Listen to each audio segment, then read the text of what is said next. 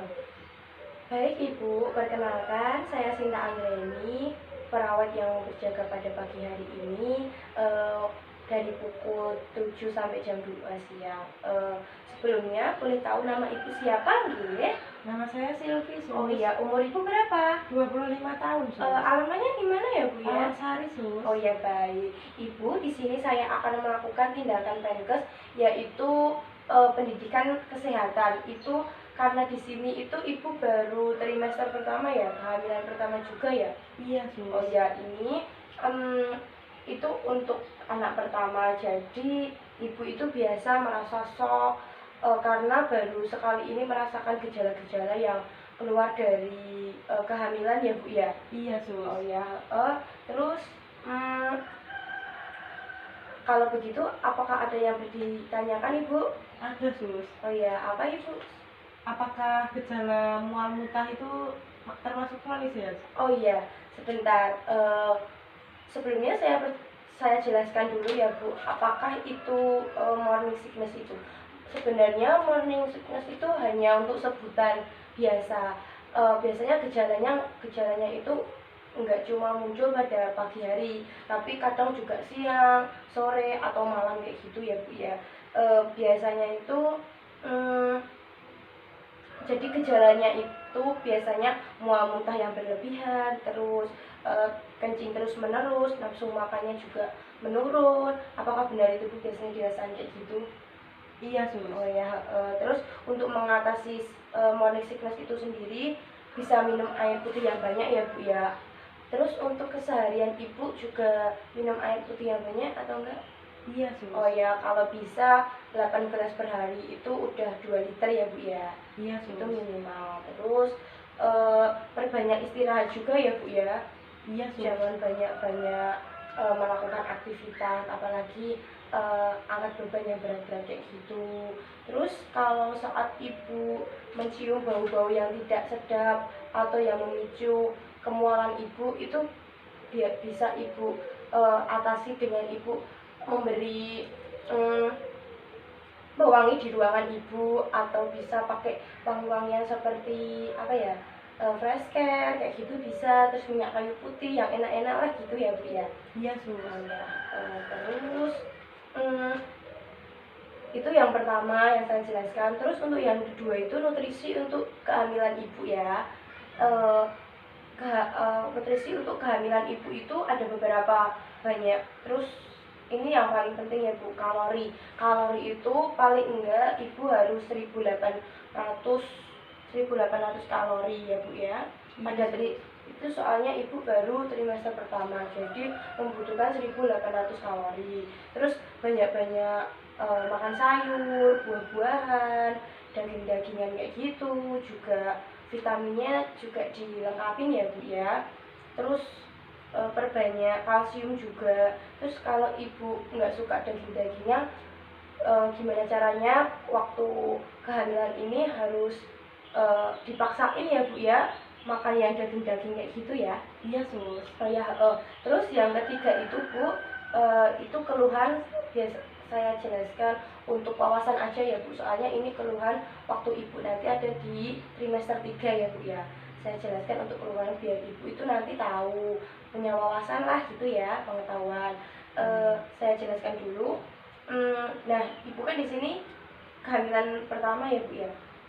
Terus gejala-gejalanya itu biasanya pas trimester 3 itu rasa lelah, rasa sering lelah, cuma aktivitas sedikit terus lelah kayak gitu ya Bu ya. Nah, itu karena janinnya kan mulai membesar ya Bu ya. Jadi adalah rasa lelah karena kan kemana-mana juga membawa ya Bu ya.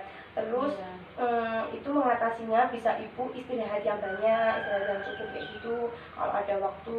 Terus mengurangi aktivitas ya Bu ya. Iya, Di luar rumah kalau bisa pas trimester 3 ya membatasi aktivitasnya gitulah ya Bu ya. Terus kalau bisa juga senam hamil ya Bu ya. Ini juga perlu Ibu melakukan senam hamil pas trimester pertama juga nggak apa-apa. Setiap Sabtu atau Minggu kayak gitu kan ada jadwal senam hamil ya Bu ya. Iya, Sus. Terus jalan-jalan di pagi hari itu juga baik Bu. Waktu pagi-pagi hari itu kan udaranya juga enak kan Bu, diserap kayak gitu. Terus ada nyeri punggung juga nanti keluhannya karena jarinya mulai membesar, jadi tertekan di tulang belakang, jadi itu merasakan nyeri punggung Bu, kayak gini. Biasanya kayak gini kan, oh ini kan bayinya mulai membesar, jadi ibu ngerasain nyeri pinggang yang hebat kayak gitu, itu biasa, itu cuma gejala-gejala kehamilan ya Bu ya. Iya sus. Terus itu mengatasinya juga ibu istirahat, olahraga kayak gitu. Terus waktu tidur itu memposisikan tubuh yang nyaman, senyamannya ibu ya. Terus sering terus kadang ibu juga nanti merasa sering kencing karena janinnya yang mulai membesar, jadi ada tekanan di kandung kemih, jadi ibu merasakan kencing, sering kencing kayak gitu. Nanti kalau mengatasi kencingnya itu, ibu pipis aja nggak apa-apa, nggak usah di eh, ditahan-tahan. Jadi kalau pengen kencing ya udah kencingin aja kayak gitu ya Bu ya, jangan sampai ditahan malah jadi nggak baik. Iya sus. Terus nanti juga ibu ngerasain sesak nafas, jadi karena janinnya yang besar, jadi itu mendesak paru-paru ya Bu ya, jadi nafasnya jadi ngos-ngosan kayak gitu.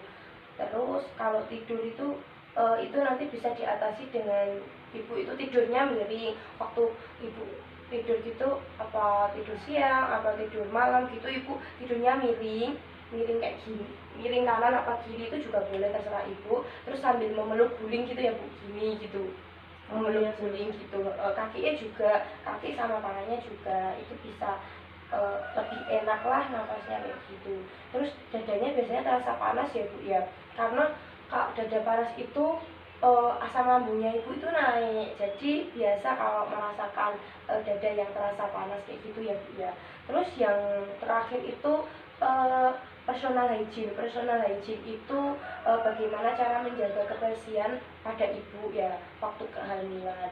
Nah kalau mandi 2 kali sehari, terus gosok gigi, berganti pakaian setiap dua hari sekali, 2 kali sehari itu udah biasa ya Bu ya. Kalau di sini saya menjelaskan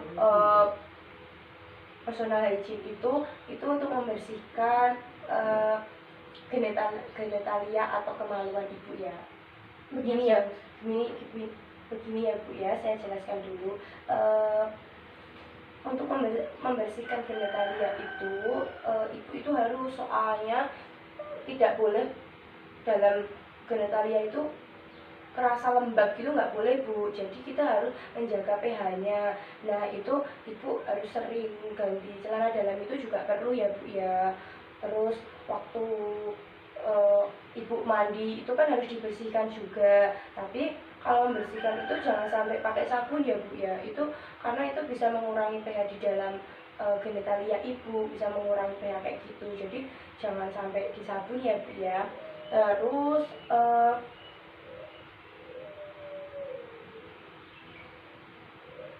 Terus kalau ibu merasa ada keputihan gitu, ibu langsung ganti celana aja ya.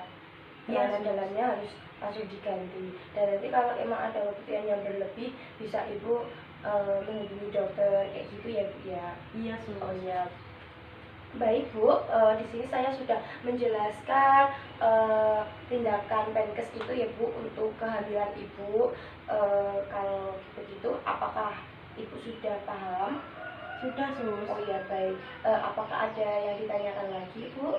Tidak sus. Oh ya, kalau tidak, nanti jam 1 saya kesini lagi untuk mengecek tanda-tanda vital ibu ya.